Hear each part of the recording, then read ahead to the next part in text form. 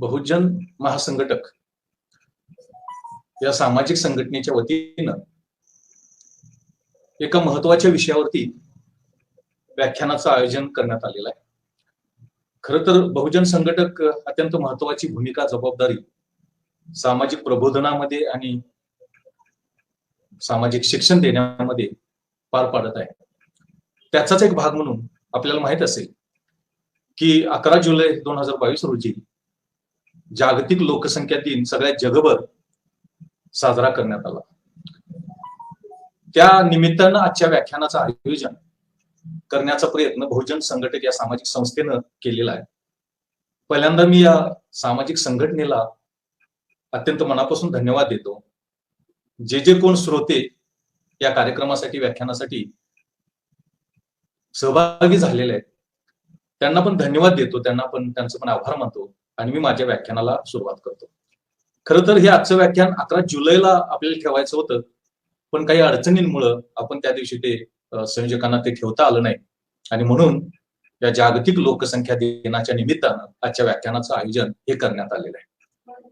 आपल्याला माहित आहे की जागतिक लोकसंख्या दिन संपूर्ण जगामध्ये लोकसंख्येचा प्रश्न हा कसा गंभीर होत चाललेला आहे, हा कसा तीव्र होत चाललेला आहे आणि त्याचे प्रतिकूल परिणाम इतर सामाजिक आणि आर्थिक प्रश्न निर्माण होण्यामध्ये, इव्हन पर्यावरणीय सुद्धा कसे होत आहेत आणि त्याचे प्रतिकूल परिणाम हे सगळ्या लोकांना, देशाला, समाजाला कसे भोगावे लागत आहेत आणि या अनुषंगानं लोकसंख्येचा विस्फोट, अतिरिक्त लोकसंख्या या संबंधीचं ज्ञान, माहिती, जाणीव, जागृती लोकांमध्ये व्हावी, धोरणकर्त्यांमध्ये व्हावी, धोरणाची अंमलबजावणी करणाऱ्यांमध्ये व्हावी आणि त्या अनुषंगानं, त्या दृष्टीनं सर्वच स्टेक होल्डर्सने, घटकांनी प्रयत्न करावा या हेतूनं या जागतिक स्तरावरती संपूर्ण जगामध्ये संयुक्त राष्ट्र संघाच्या वतीनं जागतिक लोकसंख्या दिन 11 जुलैला हा साजरा केला जातो. 11 जुलैला तो साजरा केला जातो. खरं म्हणजे आपल्याला माहित आहे की जागतिक लोकसंख्या दिनाच्या या कार्यक्रमाच्या निमित्तानं अपेक्षा अशी आहे की अतिरिक्त लोकसंख्या सगळ्या जगाची आणि प्रामुख्याने जगातल्या काही देशांची, आपल्यासारख्या भारतासारख्या देशांची कशी नियंत्रित करणं अत्यंत आवश्यक आहे, गरजेचं आहे आणि त्यासाठी शिक्षण, जाणीव, जागृती लोकांमध्ये त्या दृष्टीनं प्रशिक्षण निर्माण व्हावं, उपलब्ध व्हावं या हेतूनं या कार्यक्रमाचं संयोजन करण्यात आलेलं आहे. मात्र या आजच्या कार्यक्रमाचं एक वैशिष्ट्य वेगळं. आपल्याला माहित असेल की जेव्हा आपण भारतीय लोकसंख्येचा विचार करतो त्यावेळेला भारतीय लोकसंख्येचा जो धोका आहे, तो धोक्याचा इशारा हा 1920 पासून निर्माण झाल्याचं आपल्याला दिसतं. ऍक्च्युली भारताची लोकसंख्या 1920 पासून वाढायला सुरुवात झाली, वेगानं वाढायला सुरुवात झाली असं आपण म्हणूया आणि तेव्हापासून आपण लोकसंख्येच्या प्रश्नाकडे गांभीर्यानं बघायला पाहिजे होतं, पण तेवढं प्रयत्न किंवा त्या दृष्टीनं आपण आपल्या देशामध्ये बघू शकलो नाही आणि बदलत्या कालावधीनुसार आपली लोकसंख्या ही सातत्यानं वाढत चाललेली आहे, वाढत गेली. आपल्याला माहिती आहे 1920 ला आपण महाविभाजनाचं वर्ष असं म्हणतो, इयर ऑफ ग्रेट डिवाइड असं म्हणतो, कारण तिथून लोकसंख्या वाढायला लागली आणि लोकसंख्या अतिरिक्त होत गेली. अतिरिक्त होत जाऊन लोकसंख्या एकूणच सामाजिक आर्थिक विकासामध्ये, मानवी सामाजिक कल्याणामध्ये, भारताच्या लोकांच्या कल्याणामध्ये कशी अडथळा होत चाललेले आहे ते आपल्याला त्यातून दिसून येतं. खरं म्हणजे लोकसंख्या नियंत्रणाचा धोक्याचा इशारा हा सर्वप्रथम आपल्या देशामध्ये जर कोणी निदर्शनास आणण्याचा प्रयत्न केला असेल तर डॉक्टर बाबासाहेब आंबेडकर यांनी केलेला आहे. 1938 मध्ये त्याच्या अगोदरच बाबासाहेबांनी या लोकसंख्येच्या, अतिरिक्त लोकसंख्येच्या धोक्याचा विचार केला होता. त्याचं चिंतन मनन त्यांनी केलेलं होतं आणि त्यावेळेलाच त्यांनी सांगण्याचा प्रयत्न केला की आता लोकसंख्येचं नियंत्रण करणं अत्यंत गरजेचं आहे. त्यामुळे काय झालेलं आहे, गरिबीचा प्रश्न, दारिद्र्याचा प्रश्न, पॉवर्टीचा प्रश्न फार गंभीर होत आहे आणि विशेष म्हणजे शेतीचा विकास होणार नाही, शेतकऱ्याचा विकास होणार नाही, शेतीची प्रगती होणार नाही आणि म्हणून आपल्याला लोकसंख्या नियंत्रण करायला पाहिजे. लोकसंख्येचं नियंत्रण करणं गरजेचं आहे. त्यासाठी जनन दर, ज्याला आपण बर्थ रेट असं म्हणू, ते बर्थ रेट नियंत्रित करणं आवश्यक आहे. अशा प्रकारची मांडणी ही डॉक्टर बाबासाहेब आंबेडकरांनी सर्वप्रथम इथं करण्याचा प्रयत्न केला. एवढंच नव्हे तर त्याला कायद्याचं पाठबळ, कायद्याचं अधिष्ठान देण्याचा प्रयत्न केला. आपल्याला आठवतं का बघा की जेव्हा प्रॉव्हिन्सेस होते, प्रांतिक सरकार होती, त्यावेळेला बॉम्बे प्रांतामध्ये स्टेट असेंब्लीच्या इलेक्शन झाल्या. त्यावेळेला बाबासाहेबांचा जो इंडिपेंडंट लेबर पार्टी होती, स्वतंत्र मजूर पक्ष, यांनी 17 जागा लढवल्या, त्यापैकी 14 जागा त्यावेळेला त्यांनी जिंकलेल्या होत्या आणि त्या पक्षाच्या वतीनं बिगर सरकारी एक प्रस्ताव, बिगर सरकारी एक निर्णय हा या विधानसभेमध्ये, बॉम्बेच्या विधानसभेमध्ये त्यावेळेला त्यांनी आणण्याचा प्रयत्न केला होता आणि तो जो प्रयत्न होता तो लोकसंख्या नियंत्रणाचा होता. आणि म्हणून बाबासाहेबांनी पहिल्यापासून सांगितलं होतं की देशातला गरिबीचा प्रश्न सोडवायचा असेल, देशातली शेतीची प्रगती करायची असेल, शेतकऱ्यांचा विकास करायचा असेल, शेतमजुरांना थोडंफार चांगलं जर जीवनमान द्यायचं असेल, तर त्यासाठी आपल्याला लोकसंख्या नियंत्रणासाठी प्रयत्न करायला पाहिजे. तो कसा करायला पाहिजे याची सगळी मांडणी विवेचन हे बाबासाहेबांनी हे त्यामध्ये देण्याचा प्रयत्न केलेला होता. आणि म्हणून जागतिक लोकसंख्या दिन 11 जुलैला आपण साजरा करत असताना किंवा हे जे बहुजन संघटक आहे, जे सामाजिक संघटन ते प्रयत्न करत असताना लोकसंख्या नियंत्रणाचं बाबासाहेबांनी नेमकं काय सांगितलं होतं, कसं सांगितलं होतं, बाबासाहेबांनी नेमके काय प्रयत्न केले, त्यांना कितपत यश मिळालं, स्वातंत्र्योत्तर कालावधीमध्ये नेमकं कशा प्रकारचं चित्र हे आपल्याला दिसायला लागलं, किंवा बाबासाहेबांचं आपण काय ऐकलं आणि काय नाही ऐकलं याची सगळी मांडणी बाबासाहेबांनी स्वातंत्र्यपूर्व कालावधीमध्येच केलेली होती. आणि म्हणून आजचा जो विषय आहे तो जागतिक लोकसंख्या दिनाच्या निमित्तानं डॉक्टर बाबासाहेब आंबेडकर आणि लोकसंख्या नियंत्रण अशा प्रकारचं आहे. मी माझ्या व्याख्यानाची मांडणी एकूण 3 टप्प्यांमध्ये करणार आहे. बाबासाहेबांनी नेमकं लोकसंख्या नियंत्रणासाठी काय काय सांगितलं, काय प्रयत्न केले, आज भारताची आणि जगाची लोकसंख्या नेमक्या कोणत्या दिशेनं चाललेली आहे, आणि 3ऱ्या टप्प्यामध्ये मग बाबासाहेबांची आज गरज काय, बाबासाहेबांनी जे काय सांगितलं, जे काय केलं ते आज आपल्याला कसं उपयुक्त ठरू शकेल, कसं आपल्याला मार्गदर्शक ठरू शकेल, या 3 टप्प्यांमध्ये मी माझी मांडणी, विषयाची मांडणी मी करण्याचा प्रयत्न करणार आहे. खरं म्हणजे आपल्याला माहित आहे की बाबासाहेबांना हे जे सगळं बाबासाहेबांनी केलं ते करण्याचं कारण असं की 1935 ला भारत कायदा, इंडिया ऍक्ट तत्कालीन भारतानं स्वीकारला ब्रिटिश कालावधीमध्ये, आणि मग बाबासाहेबांनी हा कायदा लागू केल्यानंतर एका स्वतंत्र पक्षाची स्थापना केली. त्याला त्यांनी इंडिपेंडंट लेबर पार्टी, स्वतंत्र मजूर पक्ष किंवा कामगार पक्ष म्हणा असं त्यांनी नाव दिलं. आणि लगेचच 1937 ला बॉम्बे प्रांतिक प्रांतामध्ये स्टेट असेंब्लीच्या, राज्य प्रांत विधानसभेच्या इलेक्शन्स लागल्या, आणि या स्वतंत्र मजूर पक्षानं 17 जागा लढवल्या आणि त्यापैकी 14 जागा वरती ते निवडून आले. आणि त्याचा कालावधी 2 ते 3 वर्षाचा बाबासाहेबांना मिळाला. मात्र बाबासाहेब हे आंतरराष्ट्रीय कीर्तीचे अर्थशास्त्रज्ञ होते. त्यांचं BA, MA अर्थशास्त्र, PhD अर्थशास्त्र, DSc अर्थशास्त्र. 1942 ते 46 या कालावधीमध्ये बाबासाहेबांनी काउन्सिल मंत्रिमंडळामध्ये 3 कॅबिनेट दर्जाची मंत्रिपद त्यांच्याकडे होती. त्यामध्ये ते श्रममंत्री होते, ते जलमंत्री होते, ते ऊर्जा मंत्री होते, आणि अनेक देशाचं नियोजन, दुसऱ्या महायुद्धानंतर प्रामुख्यानं नियोजन करण्यामध्ये, नियोजनाचा पाया रचण्यामध्ये, आणि जल आणि ऊर्जा या साधन संपत्तीचा विकास आणि प्रगती करण्यामध्ये, आणि एकूणच या देशामध्ये नियोजनाचा पाया रचण्यामध्ये बाबासाहेबांचं जे योगदान होतं ते बाबासाहेबांचं योगदान हे अनन्यसाधारण होतं, अत्यंत महत्वाचं होतं. आणि या सगळ्या पार्श्वभूमीवरती बाबासाहेबांचं भारतीय अर्थव्यवस्थेकडं, भारतीय अर्थव्यवस्थेमधले नेमके कोणते आर्थिक सामाजिक प्रश्न आहेत आणि त्याची कारणं, त्याचे परिणाम, आणि त्याचबरोबर ते कसं आपल्याला सोडवता येतील या अनुषंगानं बाबासाहेबांनी पहिल्यापासूनच विचार केला होता, चिंतन मनन केलेलं होतं. त्या अनुषंगानं बाबासाहेबांनी लक्ष दिलेलं होतं. मग स्वतंत्र मजूर पक्षाच्या वतीनं बॉम्बे प्रांतिक विधानसभेमध्ये, बॉम्बे विधानसभेमध्ये 17 पैकी 13 जागा निवडून आल्यानंतर, 14 जागा निवडून आल्यानंतर एकूण 17 पैकी बाबासाहेबांना असं वाटलं की आता आपल्याला हे जे लोकसंख्या नियंत्रणाचा प्रश्न आहे त्याला कायदेशीर अधिष्ठान देता येईल, त्याला सरकारी व्यवस्थेचं अधिष्ठान देता येईल. या अनुषंगानं बाबासाहेबांनी 10 नोव्हेंबर 1938 मध्ये एक नॉन गव्हर्नमेंट रेझोल्युशन, बिगर सरकारी ठराव बॉम्बे विधानसभेमध्ये, मुंबई बॉम्बे विधानसभेमध्ये त्यांनी आणला, आणि तो होता जनन दर नियंत्रणाचा, बर्थ कंट्रोलचा, जनन दर नियंत्रणाचा. ऍक्च्युली हा ठराव म्हणजे बाबासाहेबांचा जो इंडिपेंडंट लेबर पार्टी होती, स्वतंत्र मजूर पक्ष होता, त्या स्वतंत्र मजूर पक्षाचा तो जाहीरनामा होता. म्हणजे हे सुद्धा आपण आता बघायला पाहिजे की राजकीय पक्षांनी कोणत्या दिशेने आपला अजेंडा तयार करायला पाहिजे, त्यांचा अजेंडा कसा सामाजिक आर्थिक असायला पाहिजे, फक्त राजकीय न राहता. हा सुद्धा धडा, हा सुद्धा लेसन आपल्याला बाबासाहेबांच्या हे जे जनन दर म्हणजे लोकसंख्या नियंत्रणासंदर्भातलं हे जे बिगर सरकारी ठराव आहे, त्या बिगर सरकारी ठरावातून आपल्याला त्याची प्रचिती येते, त्यातून त्याचा अनुभव येतो असं आपल्याला लक्षात येतं. म्हणजे जननदर नियंत्रण, जन्मदर नियंत्रण, लोकसंख्या नियंत्रणासाठी हा जो बिगर सरकारी ठराव 10 नोव्हेंबर 1938 मध्ये बाबासाहेबांनी आणला, तो त्यांच्या स्वतंत्र मजूर पक्षाचा जाहीरनामा होता, स्वतंत्र मजूर पक्षाचा तो मेमोरंडम होता. आणि मग 10 नोव्हेंबर 1938 ला त्यांना तो बिगर सरकारी ठराव हे बॉम्बे असेंब्लीमध्ये आणायचा होता, बॉम्बे विधानसभेमध्ये आणायचा होता. बाबासाहेबांनी तो ठराव तयार केला, त्याचं भाषण तयार केलं आणि बाबासाहेब स्वतःच तो ठराव त्या बॉम्बे विधानसभेमध्ये मांडणार होते. आणि बाबासाहेबांचा एक विश्वास होता, एक खात्री होती की आपल्याला 14 जागा मिळेल, 14 सदस्य आहेत आपले बॉम्बे विधानसभेमध्ये, तर निश्चितपणे हा बिगर सरकारी ठराव, नॉन गव्हर्नमेंट रेझोल्युशन, लोकसंख्या नियंत्रणाच्या संदर्भातलं, जननदर नियंत्रणाच्या संदर्भातलं संमत होईल असं बाबासाहेबांना त्याची खात्री होती, बाबासाहेबांना त्याची गॅरंटी होती. आणि म्हणून 10 नोव्हेंबर 1938 ला तो ठराव आणायचा होता बिगर सरकारी. त्यासाठीचं सगळं बाबासाहेबांनी प्रस्ताव तयार केला होता. अगोदरच तो स्वतंत्र मजूर पक्षाचा तो जाहीरनामाच होता.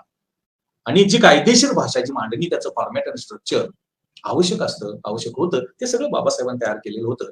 आणि हा ठराव त्या विधानसभेमध्ये मांडल्यानंतर त्यावरती एक भाषण करायचं असतं त्याचं समर्थनामध्ये त्या ठरावाच्या, आणि ते भाषण सुद्धा बाबासाहेबांनी ते तयार केलेलं होतं. पण दुर्दैवानं म्हणा किंवा कुठल्याही कारणामुळे म्हणा, बाबासाहेबांना त्या दिवशी दुसरी जबाबदारी पार पाडायला लागली किंवा पार पाडणं गरजेचं ठरलं. आणि त्यामुळे बाबासाहेब जो जन्मदर नियंत्रणाचा, लोकसंख्या नियंत्रणासाठी जो ठराव मांडणार होते, तो ठराव बाबासाहेबांना मांडता आला नाही, किंवा त्या संबंधीचं ते ठरावानंतरचं जे भाषण करायचं असतं ते भाषण बाबासाहेबांना करणं शक्य होणार नव्हतं. म्हणून बाबासाहेब दूरदृष्टीचे होते, त्यांचं नियोजन पक्क होतं, त्यांचं नियोजन दूरगामी होतं, आणि म्हणून बाबासाहेबांनी भाषण तयार केलेलं होतं.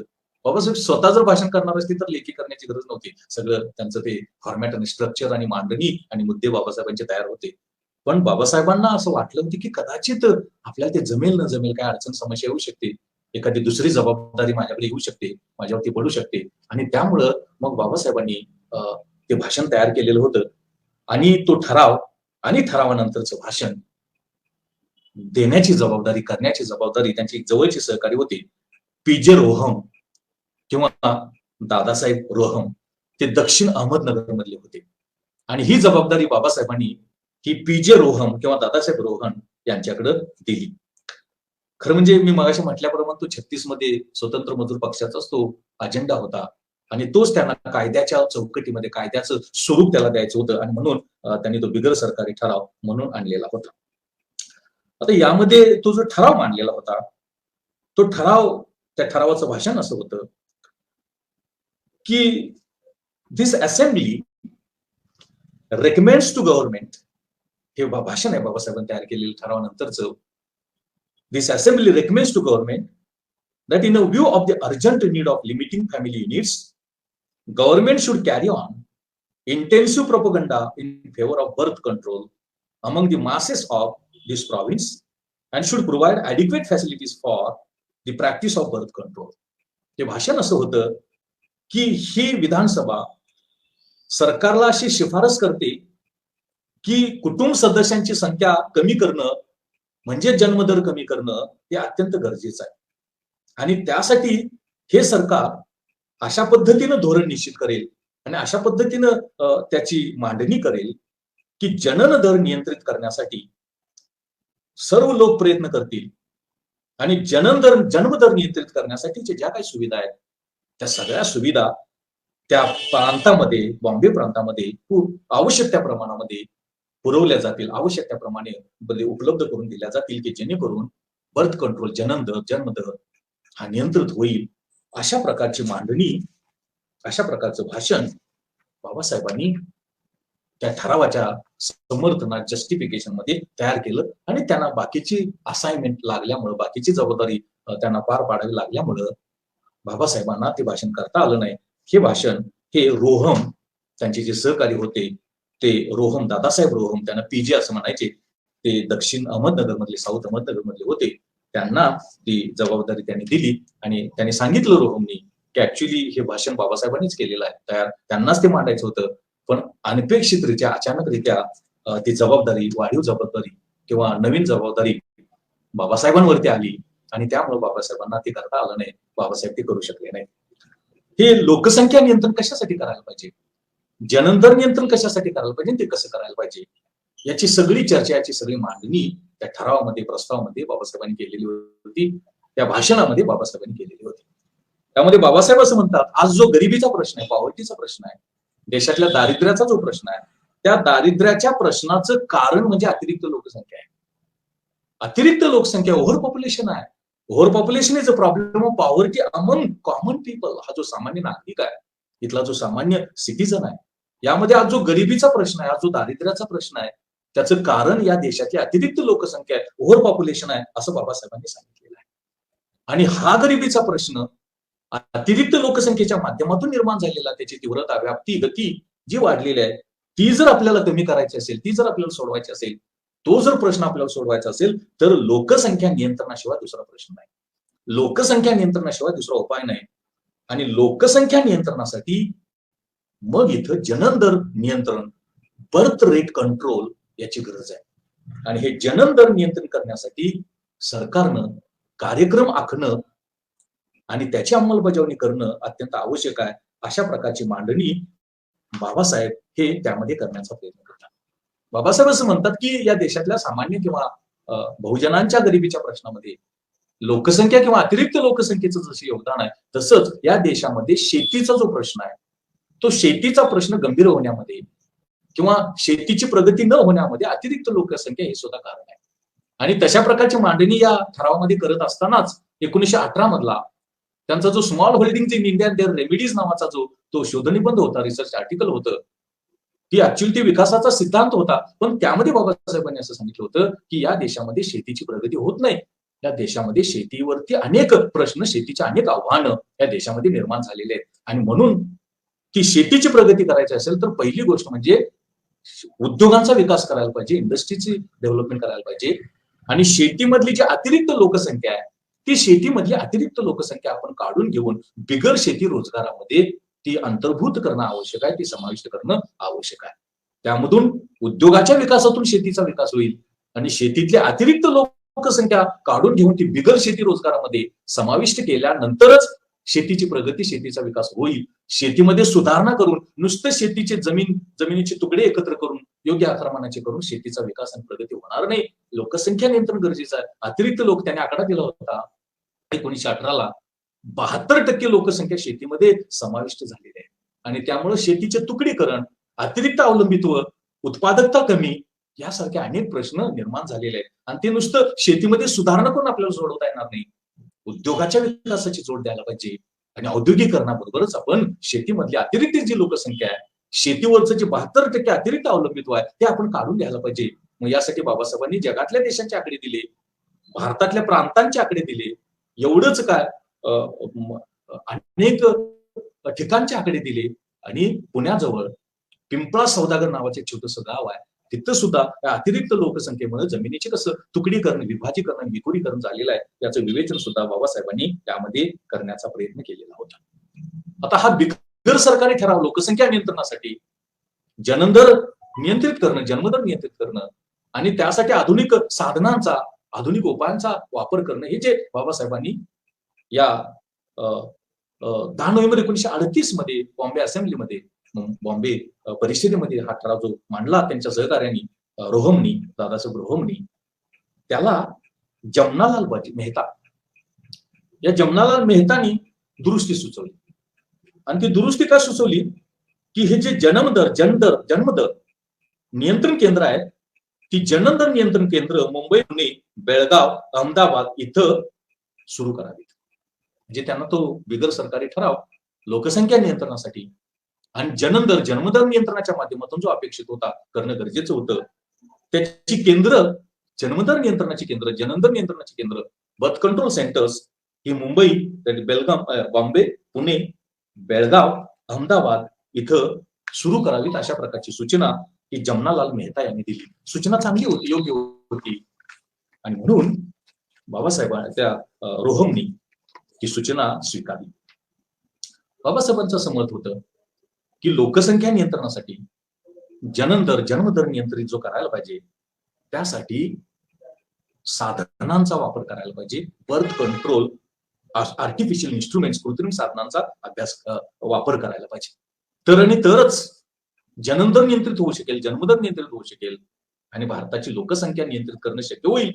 आपल्या जो अतिरिक्त नियंत्रणाचा अतिरिक्त लोकसंख्येचा जो प्रश्न निर्माण झालेला आहे, तो अतिरिक्त लोकसंख्येचा प्रश्न त्यामधून सोडविणं शक्य होऊ शकेल किंवा तो सोडवता येईल, असं बाबासाहेबांचं मत होतं. आणि कमी अधिक फरकानं जमनालाल मेहतानी त्याला पाठिंबा दिला आणि अशा प्रकारची जनन-दर नियंत्रण केंद्र बॉम्बे असेल, पुणे असेल, बेळगाव असेल, अहमदाबाद असेल, इथं सुरू करावीत अशी सूचना केली. आणि रोहम, की ज्यांनी हा बिगर सरकारी ठराव मांडला बॉम्बे असेंब्लीमध्ये, बॉम्बे विधानसभेमध्ये, त्यामध्ये ही जी सूचना आहे ती सूचना त्यांनी दुरुस्ती जी आहे ती स्वीकारली. मात्र या संदर्भामध्ये महात्मा गांधीजींचा जो दृष्टिकोन होता, तो दृष्टिकोन मात्र लोकसंख्या नियंत्रणासाठी ही जी कृत्रिम साधनं आहेत, मग गोळ्या असतील किंवा कॉपर्टी असेल किंवा अजून काय असेल, ऑपरेशन्स असतील, याला महात्मा गांधींचा विरोध होता.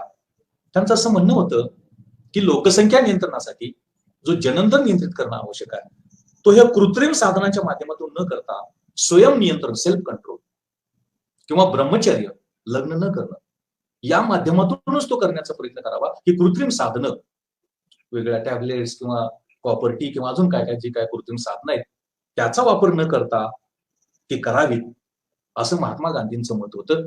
महात्मा गांधींचा असा दृष्टिकोन होता. त्यावेळेला मोरारजी देसाई त्या मंत्रिमंडळामध्ये महसूल मंत्री होते आणि मोरारजी देसाई असं म्हणाले की ते जरा महात्मा गांधींच्या विचारानं जाणारे होते. ते असं म्हणाले की लोकसंख्या नियंत्रणासाठी स्वयं नियंत्रण, सेल्फ कंट्रोल हाच मार्ग आहे, हाच उपाय आहे, असं त्यांनी सूचना केली किंवा त्यांनी त्यांचं मत मांडलं. त्यावेळेला गिल्डर नावाची एक व्यक्ती होती त्या विधानसभेमध्ये. त्याने असं सांगितलं की आता भारताच्या लोकसंख्या नियंत्रणाची गरज नाही, कारण लोकसंख्या वाढीच्या दरापेक्षा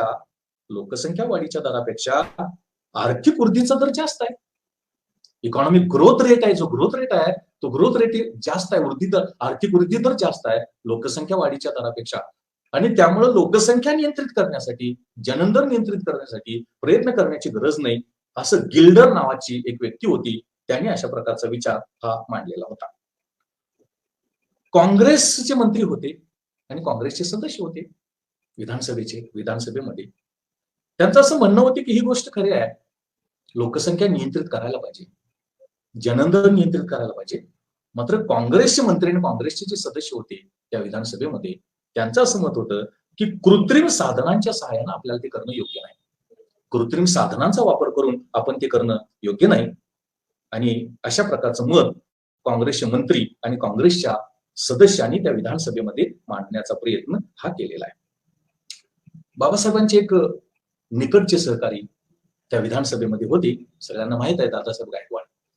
दादासाहेब गायकवाड हे जसे रोहम बाबासाहेबांचे जवळचे होते, निकटवर्ती होते, तसे दादासाहेब गायकवाड सुद्धा बाबासाहेबांचे निकटवर्ती होते. आपल्या सर्वांना ज्ञात आहे, ते माहित आहे.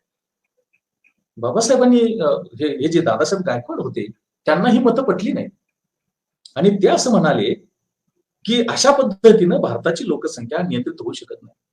स्वयं नियंत्रण, सेल्फ कंट्रोल, यातून लोकसंख्या नियंत्रण, जनन-दर नियंत्रण, या दृष्टीने जर आपण प्रयत्न करू लागलो तर भारताची लोकसंख्या अजिबात नियंत्रित होणार नाही, नियंत्रित आपण करू शकणार नाही, असं दादासाहेब गायकवाड यांनी सांगितलं, त्यांचं मत स्पष्ट केलं. त्याचा अर्थ असा की आपल्याला लोकसंख्येचं नियंत्रण करायचं नाही, आपल्याला जनन-दर नियंत्रित करायचं नाही, अशा प्रकारची टीका दादासाहेब गायकवाड यांनी त्या सभागृहामध्ये या विरोधकांवरती केली. त्यावेळेला जो कम्युनिस्ट पक्ष आहे, कम्युनिस्ट पक्षानं सुद्धा जनन-दर नियंत्रण करण्यासाठी ज्या धोरणाचा किंवा या साधनांचा त्याला विरोध केला. कम्युनिस्ट पक्षाचे लोक सुद्धा असं म्हणाले की जनन-दर नियंत्रणाची आज गरज नाही भारतामध्ये. अशा प्रकारचं मत हे त्यांनी प्रकट करण्याचा प्रयत्न, मांडण्याचा प्रयत्न हा केला. ब्रिटिश वसाहतवादी जे सरकार होतं, ते ब्रिटिश वसाहतवादी सरकार, त्यांची जी धोरणं होती, त्यांच्या धोरणामुळे लोकसंख्या वाढली आणि त्यामुळं लोकसंख्या नियंत्रणासाठी उपायांची गरज नाही, उपाययोजना राबवण्याची गरज नाही, अशा प्रकारची एक चर्चा, अशा प्रकारचा एक विचार प्रवाह हा त्यावेळेला त्या विधानसभेमध्ये मांडण्यात आला. त्यावेळेला मुस्लिम लीग हा पण राजकीय पक्ष होता आणि मुस्लिम लीग त्यांनी पण त्यांचं मत मांडलं. त्यांनी धर्माच्या आधारावरती, रिलिजनच्या आधारावरती लोकसंख्या नियंत्रणाला हा विरोध केला.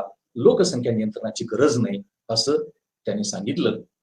आणि अशा प्रकारे गरिबीचं नियंत्रण, दारिद्र्याचा प्रश्न सोडवण्यासाठी, शेतीचा विकास करण्यासाठी, शेतकऱ्यांची प्रगती करण्यासाठी, शेतीची समस्या सोडवण्यासाठी जे लोकसंख्येचं नियंत्रण करणं गरजेचं होतं, त्यासाठीचा जो बिगर सरकारी ठराव हा 10 नोव्हेंबर 1938 मध्ये जो बाबासाहेबांनी आपल्या पक्षाच्या वतीने इंडिपेंडंट लेबर पार्टीच्या वतीने मांडला, ते त्यांचं लोकसंख्या विषयक धोरण होतं. ते त्यांचं लोकसंख्या नियंत्रणाचं धोरण होतं. आणि त्यांना माहित होतं की 20 नंतर लोकसंख्या वेगानं वाढत चाललेली आहे आणि ताबडतोब त्याचं नियंत्रण करणं गरजेचं आहे आणि त्यासाठी जनन दर नियंत्रित करणं गरजेचं आहे. आणि जनन दर नियंत्रित करण्यासाठी जी कृत्रिम साधनं आहेत, आर्टिफिशियल जे इन्स्ट्रुमेंट्स आहेत, यामध्ये गोळ्या, यामध्ये ऑपरेशन्स, यामध्ये प्रॉपर्टी, बाकीची जी काही साधनं आहेत त्याचा वापर करणं हे अत्यंत गरजेचं आहे. अशा प्रकारची मांडणी ही बाबासाहेबांनी केली. नुसती गरिबी नाही, नुसतं दारिद्र्य नाही, शेतीमधली जी कुंठितावस्था आहे, स्टॅग्नेशन आहे, ऍग्रिकल्चर डिस्ट्रेस आहे, त्या पाठीमागे सुद्धा अतिरिक्त लोकसंख्या हेच कारण आहे. आणि 1918 मध्ये त्यांनी स्पष्टपणे मांडलेलं होतं की जोपर्यंत आपण शेतीतली अतिरिक्त लोकसंख्या काढून घेणार नाही आणि औद्योगिक विकास करणार नाही आणि शेतीतली जी अतिरिक्त लोकसंख्या आहे ती बिगर शेती रोजगारामध्ये आपण समाविष्ट करणार नाही, अंतर्भूत करणार नाही, तोपर्यंत शेतीची प्रगती होणार नाही आणि लोकांची प्रगती होणार नाही, असं बाबासाहेबांनी हे त्यावेळेला सांगितलेलं होतं. हा जो 10 नोव्हेंबर 1938 ला हा स्वतंत्र मजूर पक्षाच्या वतीनं जो ठराव मांडला, तो ठराव हा बाबासाहेबांनी जो त्यांच्या पक्षाच्या वतीने जो मांडला, तो त्यावेळेला संमत झाला नाही, तो पास झाला नाही. त्यांच्या बाजूनं 52 मतं मिळाली आणि विरोधी 63 मतं मिळाली आणि 11 मतानं तो ठराव फेटाळला गेला. बाबासाहेब अर्थशास्त्रज्ञ होते, जागतिक कीर्तीचे अर्थशास्त्रज्ञ होते आणि त्यामुळे लोकसंख्येची भूमिका त्या विकासामध्ये अडथळा ठरणारी कशी असू शकते, सामाजिक आर्थिक प्रगती नियंत्रित करण्यामध्ये, वाढू न देण्यामध्ये, प्रगतीमध्ये कशी अडथळा ठरू शकते याची माहिती, ज्ञान हे बाबासाहेबांना चांगलं माहित होतं. आणि म्हणून बाबासाहेब सातत्यानं आपल्या भाषणामध्ये, लिखाणामध्ये, व्याख्यानामध्ये अशा प्रकारचा प्रयत्न सातत्यानं करत होते की लोकसंख्या नियंत्रणासाठी प्रयत्नाची गरज आहे, लोकसंख्या नियंत्रणासाठी आपल्याला प्रयत्न करणं गरजेचं आहे, हे बाबासाहेब सातत्यानं सांगत होते. एक उदाहरण आपल्याला देता येईल की बाबासाहेबांनी 12 डिसेंबर 1938 ला एक मागास विद्यार्थ्यांची एक परिषद भरवली होती, मागास विद्यार्थ्यांची कॉन्फरन्स भरवली होती आणि साधारणतः ते विद्यार्थ्यांना मार्गदर्शन करणार होते. मार्गदर्शन करण्याचा त्यांचा हेतू होता आणि मार्गदर्शनामध्ये बाबासाहेबांनी लोकसंख्या कशी घातक आहे, कशी मारक आहे, कशी सामाजिक आर्थिक विकासामध्ये अडथळा ठरत आहे, याचं उदाहरण त्यांनी स्वतः सांगण्याचा प्रयत्न केलेला होता. आणि त्यामधून सुद्धा बाबासाहेब लोकसंख्या, अतिरिक्त लोकसंख्येच्या बाबतीमध्ये अतिरिक्त लोकसंख्या नियंत्रित करणं कसं गरजेचं आणि महत्वाचं आहे आणि त्यासाठी जन्मदर बर्थ रेट कसा नियंत्रित करणं गरजेचं आहे आणि तो करण्यासाठी जी कृत्रिम साधने आहेत, आर्टिफिशियल इन्स्ट्रुमेंट्स आहेत, याचा कसा वापर आपण करायला पाहिजे याची मांडणी हे सातत्यानं करतात. त्या 12 डिसेंबरच्या 1938च्या या मागास विद्यार्थ्यांच्या त्या परिषदेमध्ये बाबासाहेब सांगतात की आपल्याला लोकसंख्या नियंत्रणाला अग्रक्रम द्यायला पाहिजे, प्राधान्य द्यायला पाहिजे, अत्यंत प्रायोरिटी द्यायला पाहिजे, पसंती द्यायला पाहिजे, असं बाबासाहेब सांगतात. कारण अतिरिक्त लोकसंख्या अतिरिक्त झालेली आहे आणि लोकसंख्या अतिरिक्त झाल्यामुळे गरिबीचा प्रश्न फार गंभीर झालेला आहे आणि या गरिबीच्या प्रश्नाचं गांभीर्य, तीव्रता, व्याप्ती नियंत्रित करण्यासाठी आपल्याला लोकसंख्या नियंत्रणाची गरज आहे आणि मग त्यासाठी आपल्याला प्रयत्न करणं गरजेचं आहे. मग स्वयंशिस्त, सेल्फ कंट्रोल, स्वयं नियंत्रणातून ते शक्य नाही. आणि म्हणून बाबासाहेबांनी असं सांगितलं की कृत्रिम साधनांचा वापर करूनच आपल्याला जननदर नियंत्रित करून लोकसंख्या नियंत्रित करायला पाहिजे आणि गरिबीचा प्रश्न, शेतीमधली कुंठितावस्था, शेतकऱ्यांचा प्रश्न, शेतीचा प्रश्न सोडवण्यासाठी त्याची मदत होईल, असं बाबासाहेबांनी सांगितलं होतं. अशाच प्रकारचं मार्गदर्शन त्या विद्यार्थ्यांच्या परिषदेमध्ये बाबासाहेब करतात आणि ते करत असताना बाबासाहेब स्वतःचं उदाहरण सांगतात. बाबासाहेब त्यावेळेला एल्फिस्टन कॉलेजमध्ये शिकत होते आणि बाबासाहेबांचा रेल्वेचा पास होता आणि दुर्दैवानं काय झालं की बाबासाहेबांकडून तो रेल्वेचा पास विसरला त्या दिवशी आणि रेल्वेचा पास विसरल्यामुळं आणि बाबासाहेबांकडे पैसे नव्हते नवीन तिकीट काढायला आणि म्हणून ते बिना तिकीट, बिना पास कॉलेजला, एल्फिस्टन कॉलेजला रेल्वेतून येत होते आणि दुर्दैवानं काय झालं की चर्चगेट वरती, त्या चर्चगेट स्टेशनवरती, तिथं त्या स्टेशनला बाबासाहेबांना पकडलं. त्याने विचारलं पास, बाबासाहेब म्हणाले पास विसरला, तिकीट, पैसे नाहीत माझ्याकडे त्यामुळे मी तिकीट काढलं नाही. मग त्या टीसीनं काय केलं, तिकीट कलेक्टरनं काय केलं की त्यांनी असं केलं की बाबासाहेबांना तिथं चर्चगेट स्टेशनवरती थांबवून ठेवलं सकाळपासून ते संध्याकाळपर्यंत. बाबासाहेबांकडे पैसे नाहीत आणि बाबासाहेबांकडे पैसे नसल्यामुळं मग बाबासाहेब हे तिथंच अडकून पडले. बाबासाहेब असं म्हणाले त्यावेळेला त्या विद्यार्थ्यांचे त्या सांगत होते की माझ्या पण कुटुंबामध्ये मुलांची संख्या जास्त होती, मुलांची संख्या जास्त होती, आम्ही 4 होतो आणि त्यामुळं बाबासाहेबांच्या वडिलांना पण मुलांची संख्या जास्त होती आणि स्वतः बाबासाहेबांना 4 मुलं होती. बाबासाहेब सांगतात किती बाबासाहेब त्या लोकसंख्येच्या प्रश्नाकडे गांभीर्याने बघतात बघा. माझ्या वडिलांना जास्त मुलं होती त्यामुळे आमच्या कुटुंबाची प्रगती झाली नाही. शिक्षण, आरोग्य, उदरनिर्वाह राहणं हे प्रश्न निर्माण झाले. आम्हाला गरिबीमध्ये जगावं लागलं आणि तेच पुढे झालं. माझ्या काळात पण मला 4 मुलं झाली. बाबासाहेब किती छातीवरती दगड ठेवून बोलतात बघा. त्या 4 पैकी 3 मुलं वारली आणि एकच मुलगा जगला. पण ती 3 मुलं वारल्याचं मला दुःख नाही वाटलं, कारण ती जगली असती तर मला त्यांचा उदरनिर्वाह, त्यांचं पालन पोषण, शिक्षण, आरोग्य, उदरनिर्वाह राहणं करता आलं नाही. बघा, कोणाला वाटेल का स्वतःची मुलं वारावी किंवा मारावी असं कोणाला वाटेल का? पण बाबासाहेब लोकसंख्येचा प्रश्न कसा गंभीर आहे, त्याचं गांभीर्य कसं आहे, त्याची तीव्रता कशी आहे हे आपल्या उदाहरणातून सांगतात.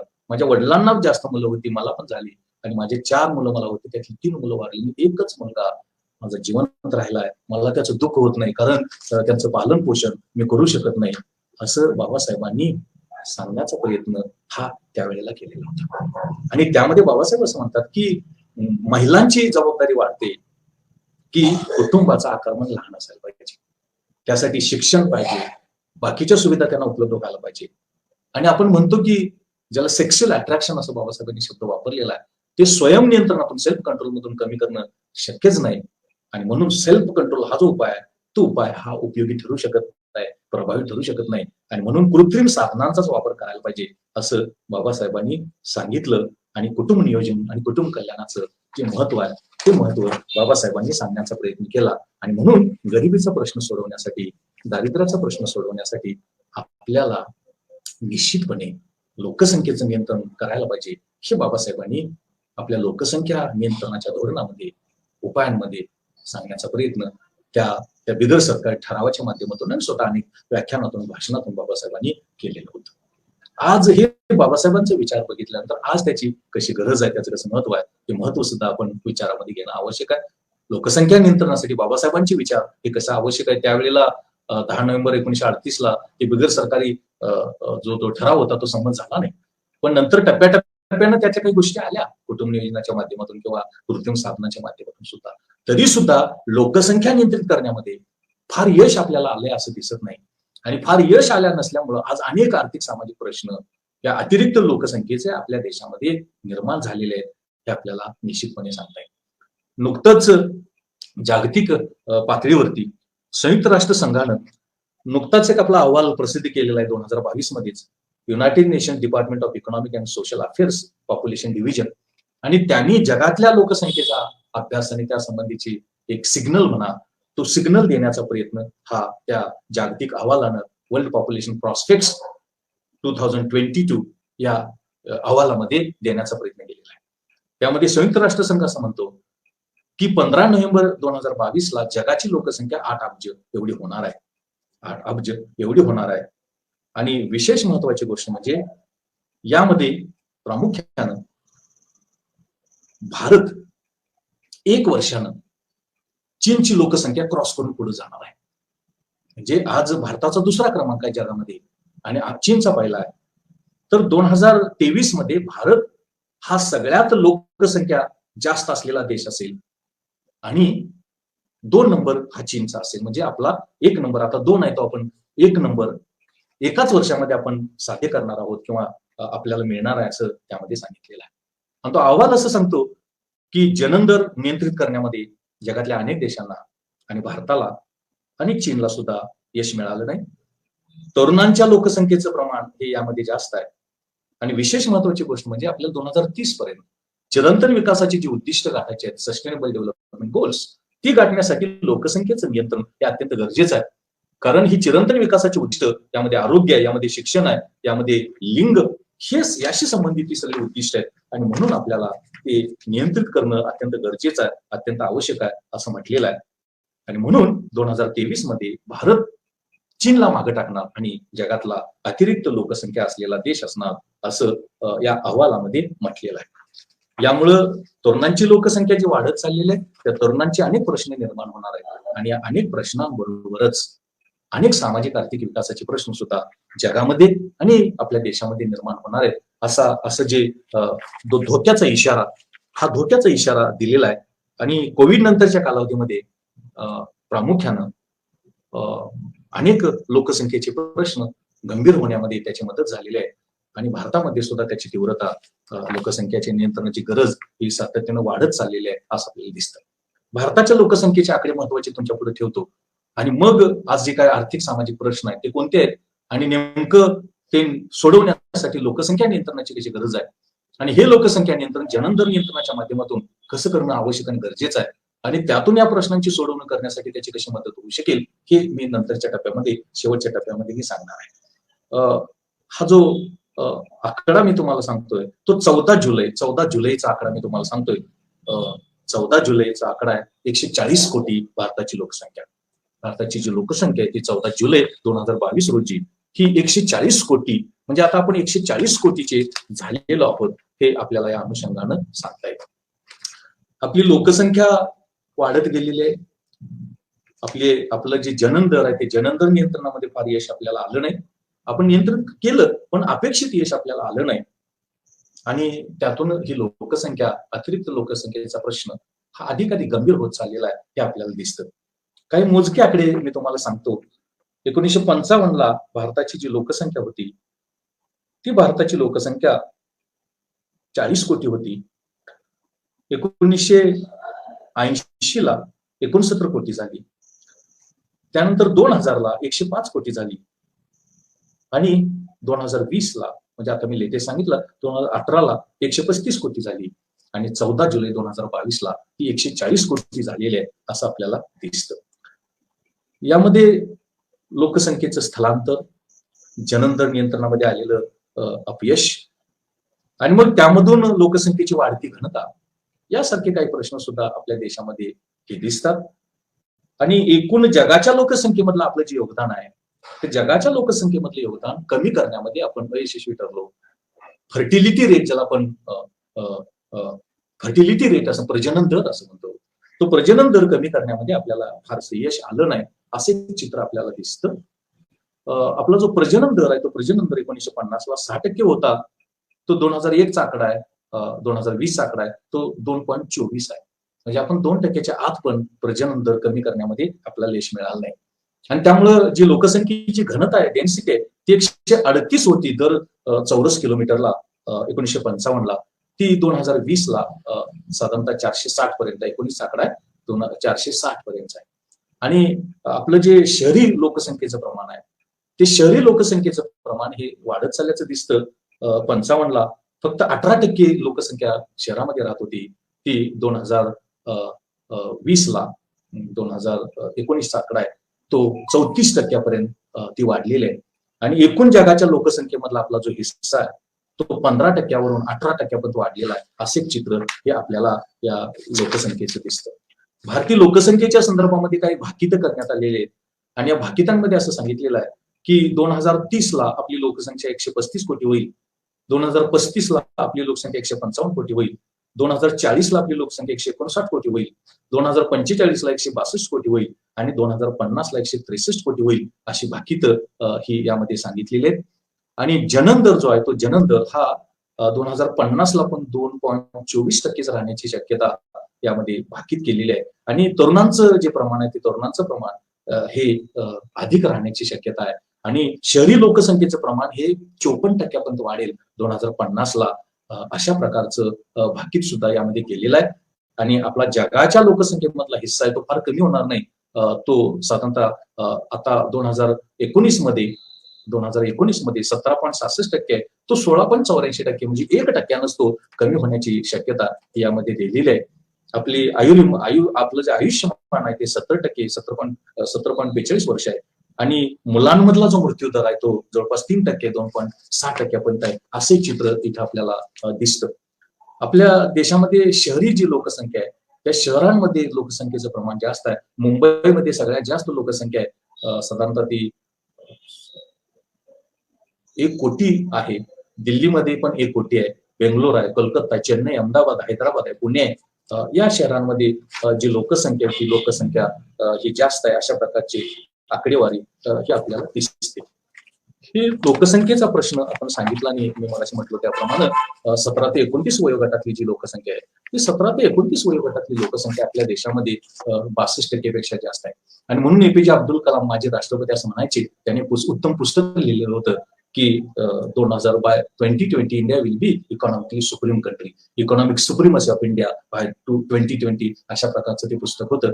आणि त्यामध्ये एपीजे अब्दुल कलाम यांनी सांगितलं होतं की 2020 ला भारत आर्थिक महासत्ता होईल आणि त्याचं कारण म्हणजे यंग इंडिया तरुण भारत आहे.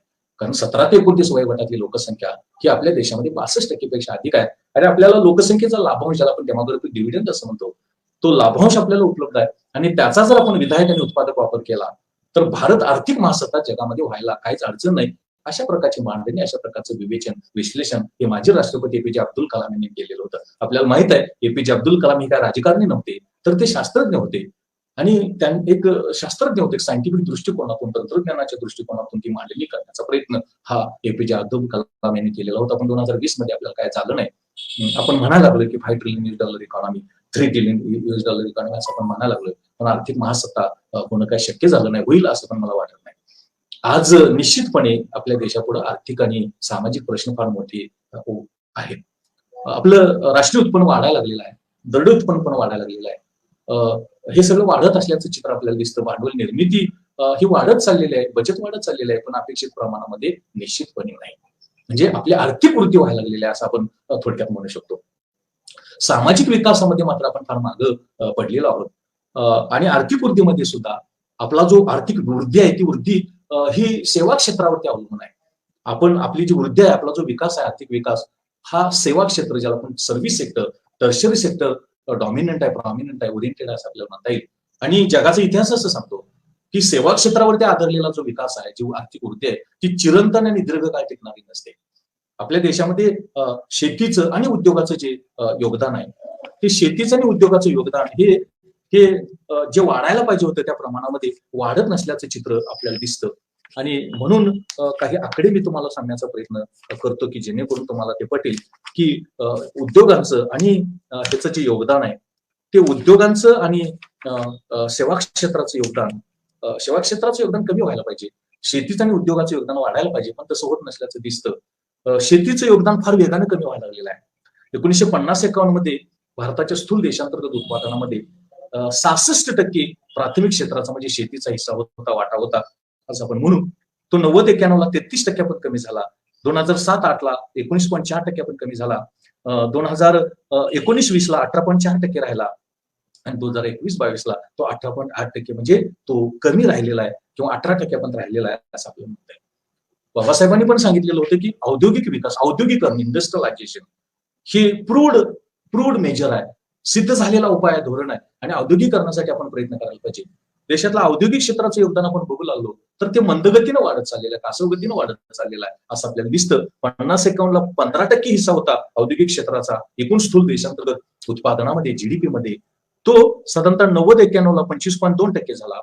2007-8 ला तो 25% झाला. आणि 19-20 ला औद्योगिक क्षेत्राचा हिस्सा हा 26.6% झाला. आणि 21-22 ला तो 28.2% आहे. म्हणजे फक्त 28% हिस्सा भारताच्या आर्थिक प्रगतीमध्ये, आर्थिक वृद्धीमध्ये, स्थूल देशांतर्गत उत्पादनामध्ये औद्योगिक क्षेत्राचा आहे आणि तो कमी आहे असं आपल्याला म्हणता येईल. आणि मग राहिलेलं जे ज्याला आपण लायन शेअर असं म्हणतो, सिंहाचा वाटा असं म्हणतो, तो सिंहाचा वाटा हा सेवा क्षेत्राचाच आहे. 1950-51 ला फक्त 29% हिस्सा सेवा क्षेत्राचा होता. तो 90-91 ला 41.6% झाला. 2007-8 ला 55.6% झाला. 2019-20 ला तो सेवा क्षेत्राचा हिस्सा 55% झाला. आणि 21-22 ला तो 53% पण थोडासा 2% कमी झालेला आहे. म्हणजे 50% पेक्षा अधिक देशाचं स्थूल देशांतर्गत उत्पादन जर कोण देत असेल तर ते सेवा क्षेत्र देतं, सर्व्हिस सेक्टर देतं, टर्शियरी सेक्टर देतं. आणि म्हणून आपल्याला असं म्हणता येतं की Indian economy is a service sector, tertiary sector dependent economy आर्थिक वृद्धीसाठी असं आपल्याला म्हणता येईल. आणि आपल्याला असं चित्र दिसतं की एखाद्या अर्थव्यवस्थेची प्रगती किंवा आर्थिक वृद्धी जेव्हा सेवा क्षेत्रावरती आधारलेली असते तेव्हा ती वृद्धी, ही आर्थिक प्रगती दीर्घकाळ टिकणारी नसते, चिरंतन टिकणारी नसते, ती शाश्वत नसते. आणि नेमकं हे प्रश्न, हे आव्हान हे आपल्याला विचारामध्ये घेणं आवश्यक आहे. भांडवल निर्मिती वाढत आहे, बचत वाढत आहे, पण त्यापुढे 35% आहे स्थूल देशांतर्गत उत्पादनाच्या. आणि सगळ्यात महत्वाची गोष्ट म्हणजे आपल्या देशामध्ये सामाजिक आघाड्यांवरती आपण फार मागं पडत चाललेलो आहे. आपण पहिल्यांदा शिक्षणाचा विचार केला, उच्च शिक्षणामधला सहभाग फक्त 27% आहे आणि परदेशामध्ये तो 75%च्या वर आहे. आणि हे जे उच्च शिक्षणातला सहभाग आहे त्याचं जर आपण डिकॉम्पोजिशन केलं, त्याचं जर आपण विघटन केलं, विभाजन केलं, तर आपल्याला असं दिसतं 72% विद्यार्थी फक्त पदवीधर शिकतात, 12% विद्यार्थी पदव्युत्तर शिकतात आणि संशोधनातला हिस्सा हा फक्त 1% पण नाही, अर्ध्या टक्क्या पण नाही. पुन्हा ग्रामीण शहरी अशी असमानता आहे, पुन्हा सामाजिक गटनिहाय असमानता आहे, अनुसूचित जाती जमाती ओबीसी अशी असमानता आहे. एक अभ्यास केला बसंत आणि सेन यांनी, आणि त्या बसंत आणि सेन यांनी हे तपासण्याचा प्रयत्न केला की देशामध्ये उच्च शिक्षणामधला सहभागाची क्षमता किती, पोटेन्शियलिटी किती आहे आणि प्रत्येक सहभाग किती आहे आणि तो सामाजिक गटनिहाय कसा आहे याचं विवेचन विश्लेषण त्या संशोधनामध्ये त्या बसंत आणि सेन यांनी केलं. त्याने असं सांगितलं की उच्च शिक्षणामधल्या सहभागाची क्षमता 17 ते 29 वयोगटामध्ये भारतामध्ये 44% आहे आणि प्रत्यक्ष सहभाग मात्र फक्त 10% आहे. प्रत्यक्ष सहभाग मात्र फक्त 10% आहे असं त्यांच्या लक्षात आलं.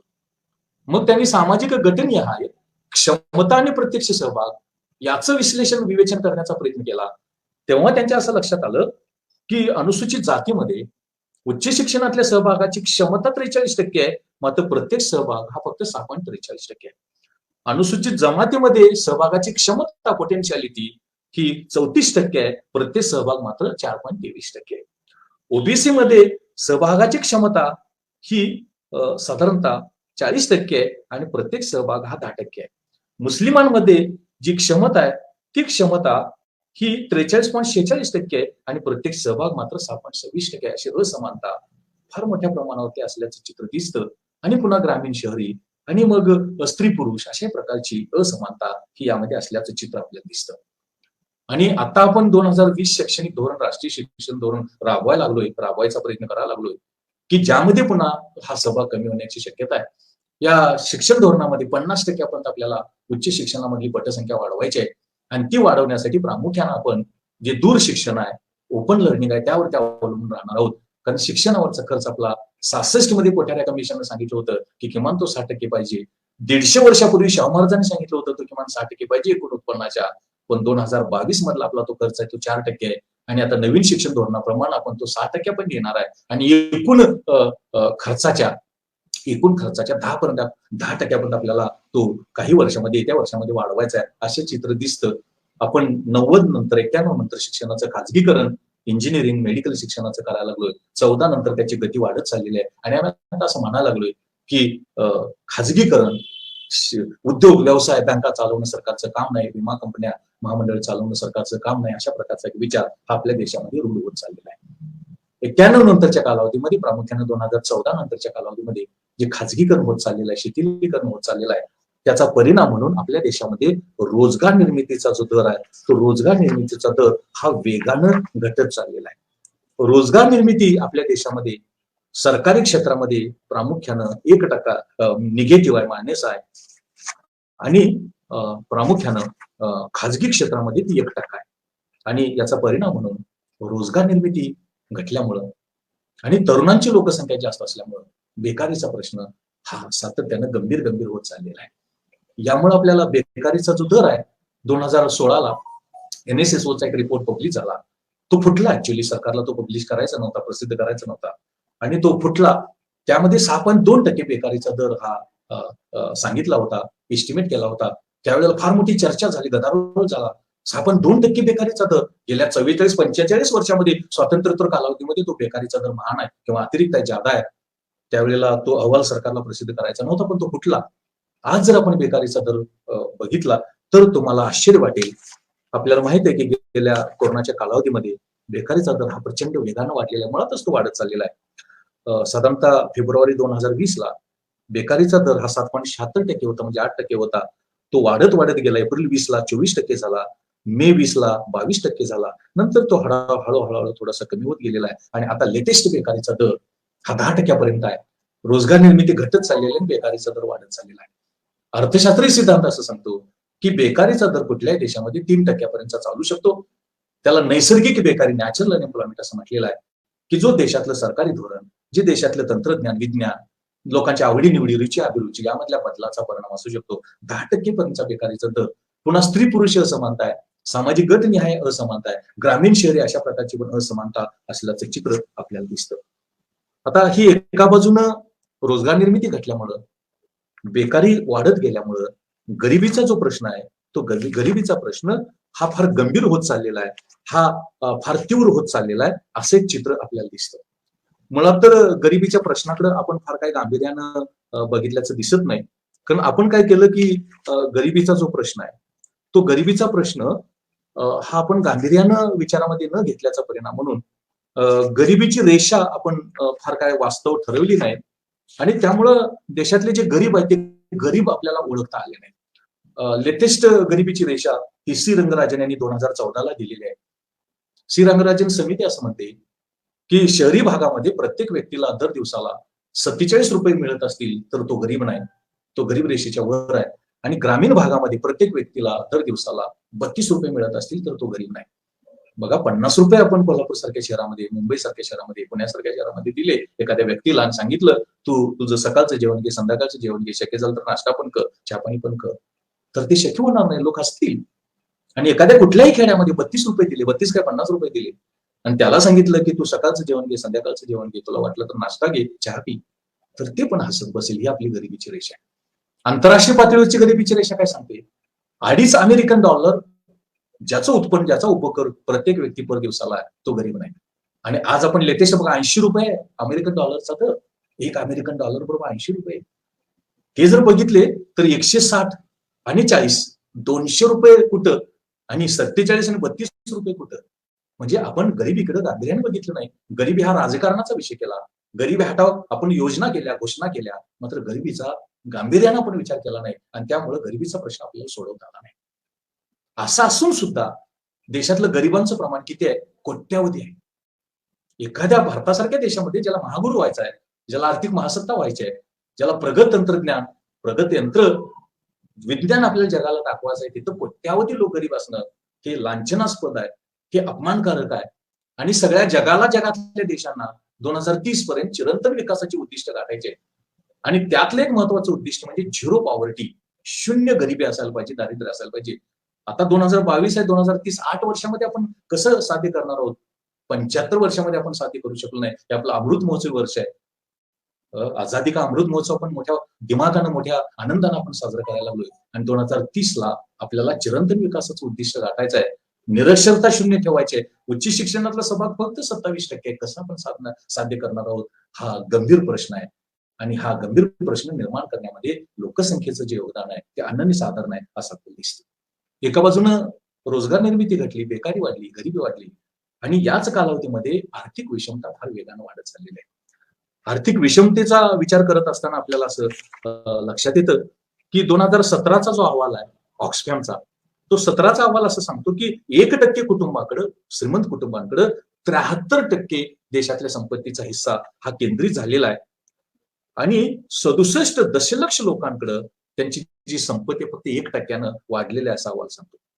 2018चा अहवाल असं सांगतो की आर्थिक विषमता मोजण्याचं सांख्यिकी किंवा संख्याशास्त्रीय साधन म्हणजे गिनी कोएफिशियंट, गिनीचा गुणांक. आणि हा गिनीचा गुणांक असं सांगतो की हा जो गिनीचा गुणांक आहे भारतामध्ये तो 2008 मध्ये 81.2% होता, तो 2018ला 85.4%, म्हणजे जवळपास 5% वाढ झालेली आहे. म्हणजे गरिबी वाढत गेलेली आहे असं आपल्याला दिसतं.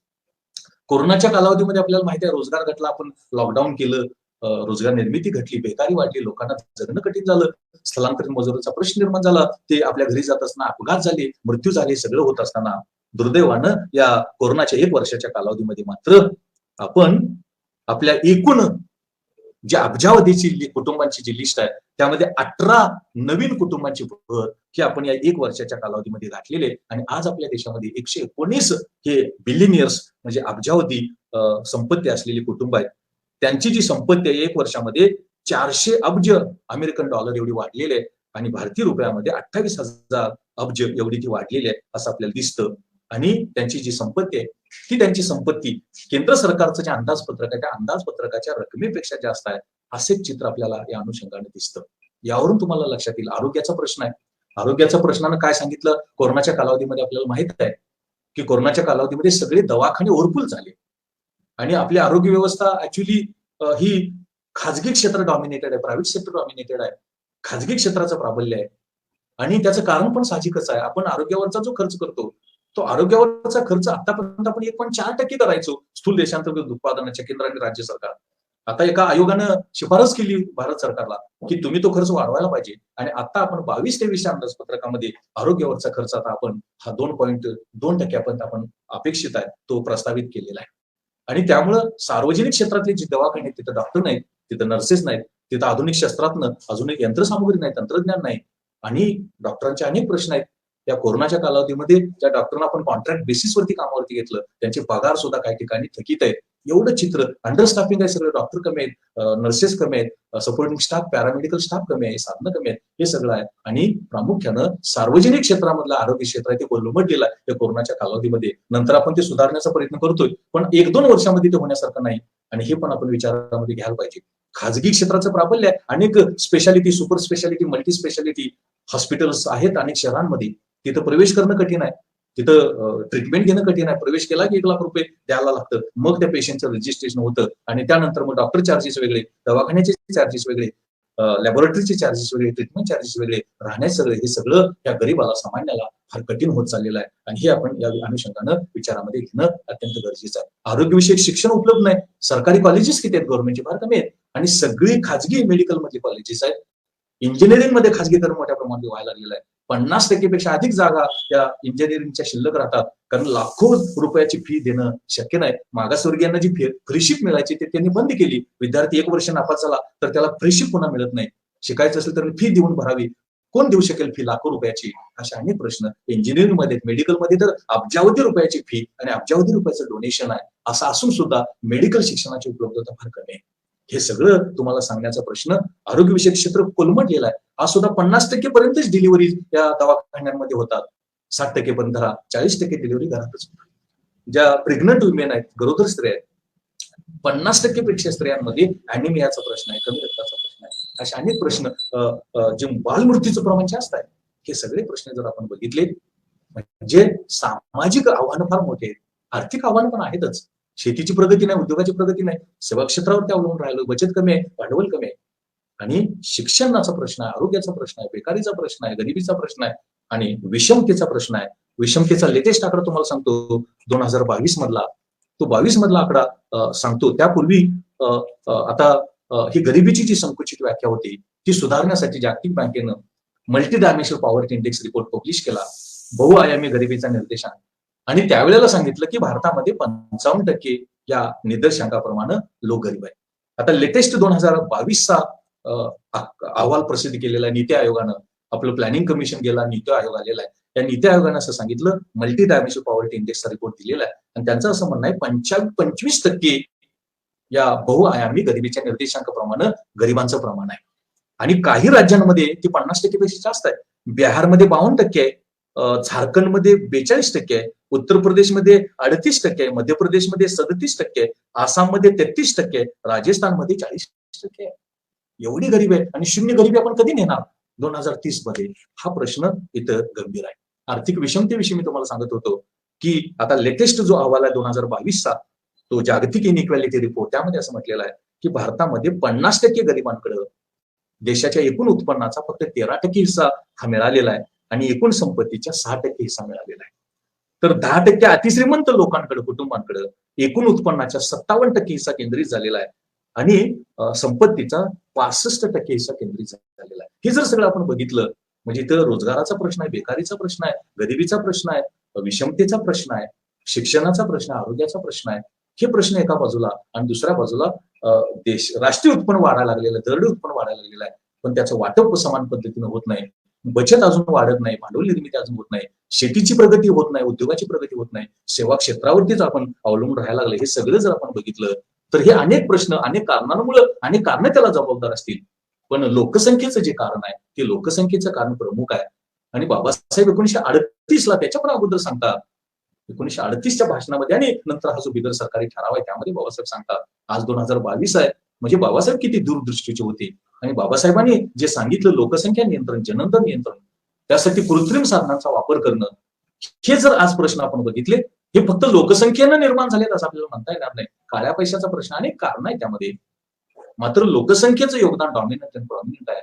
आणि लोकसंख्येच्या नियंत्रणाचा प्रश्न, अतिरिक्त लोकसंख्येचा, लोकसंख्या विस्फोटाचा प्रश्न आपण जो पण सोडवणार नाही, तो पण शेतीची प्रगती, औद्योगिक विकासाची गती, शिक्षणाचा प्रश्न, आरोग्याचा प्रश्न, रोजगाराचा प्रश्न, विषमतेचा प्रश्न, गरिबीचा प्रश्न, हे आरोग्याचा प्रश्न आपल्याला सोडवता येणार नाही. आणि म्हणून बाबासाहेब किती दूरदृष्टीचे होते, कशी ते धोरण करते दूरदृष्टीचे होते. आणि आज सुद्धा 2022चा आपण जागतिक लोकसंख्या दिन साजरा करत असताना भारतातले आर्थिक प्रश्न, सामाजिक प्रश्न आणि त्यांचं गांभीर्य वाढवण्यामध्ये, तीव्रता वाढवण्यामध्ये लोकसंख्येचं कसं योगदान हे आपल्याला पटल्याशिवाय राहणार नाही. आणि म्हणून मला असं वाटतं की 1938 आणि त्यापूर्वीचे बाबासाहेबांचे विचार आणि धोरणं लोकसंख्या नियंत्रणाची, लोकसंख्या नियंत्रण, जननदर नियंत्रणाच्या माध्यमातून आणि त्यासाठी कृत्रिम साधनांचा प्रचार प्रसार आणि वापर यामधून आपल्याला करणं आवश्यक आहे, गरजेचं आहे. तो त्यांचा विचार आज सुद्धा खूप मोठ्या प्रमाणात उपयुक्त आणि गरजेचा आहे. जर धोरणकर्त्यांनी बाबासाहेबांचा हा विचार समजावून घेतला आणि आपल्या धोरणामध्ये जर अंतर्भूत करण्याचा प्रयत्न केला आणि रिगरसली, सिन्सिअरली, ऑनेस्टली, प्रामाणिकपणे त्याची अंमलबजावणी करण्याचा प्रयत्न केला, तर मला वाटतं की लोकसंख्या नियंत्रणामध्ये आपल्याला यश मिळू शकेल आणि त्याचा फायदा म्हणून शेतीची प्रगती होऊ शकेल, औद्योगिक विकासाला मदत होऊ शकेल, सेवा क्षेत्रावरती आधारलेली अर्थव्यवस्था, त्याचं प्रभुत्व, प्राबल्य आपण कमी करू शकू, शिक्षणाचे प्रश्न, आरोग्याचे प्रश्न, स्त्रियांचे प्रश्न, बेकारीचा प्रश्न, विषमतेचा प्रश्न, गरिबीचा प्रश्न, हे सोडवण्यामध्ये आपल्याला निश्चितपणे मदत होऊ शकेल असं मला वाटतं. आणि म्हणून आज जागतिक लोकसंख्येच्या दिनाच्या निमित्तानं बाबासाहेबांचं लोकसंख्या नियंत्रणाचे विचार, उपाय, धोरण आणि त्यांनी केलेले प्रयत्न, ते त्यावेळचे प्रयत्न जरी आपण ते मान्य नाही केले तरी आज सुद्धा त्याची खूप गरज आहे.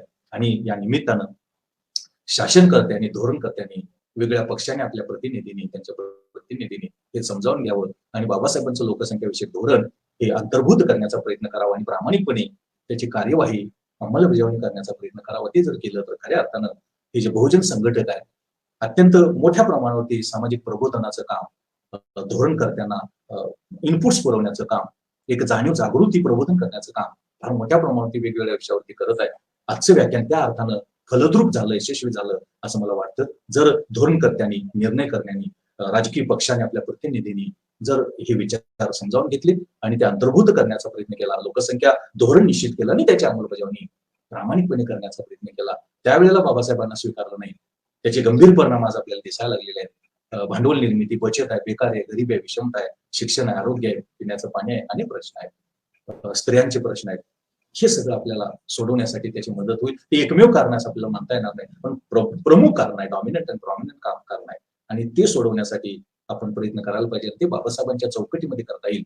आणि म्हणून आजचं व्याख्यान, आजचा कार्यक्रम त्या अर्थानं फार महत्वाचा आहे की धोरणकर्त्यांनी, शासनकर्त्यांनी, आपल्या प्रतिनिधींनी, राजकीय पक्षांनी, मंत्र्यांनी, ब्युरोक्रॅट्स, नोकरशहांनी समजावून घ्यावं आणि धोरण निश्चित करावं. ते बाबासाहेबांच्या विचाराच्या, धोरणाच्या चौकटीमध्ये ते तयार करावं, त्याची अंमलबजावणी प्रामाणिकपणे करावी. सामाजिक चळवळ, लोक चळवळीचं सुद्धा त्याला स्वरूप प्राप्त व्हावं.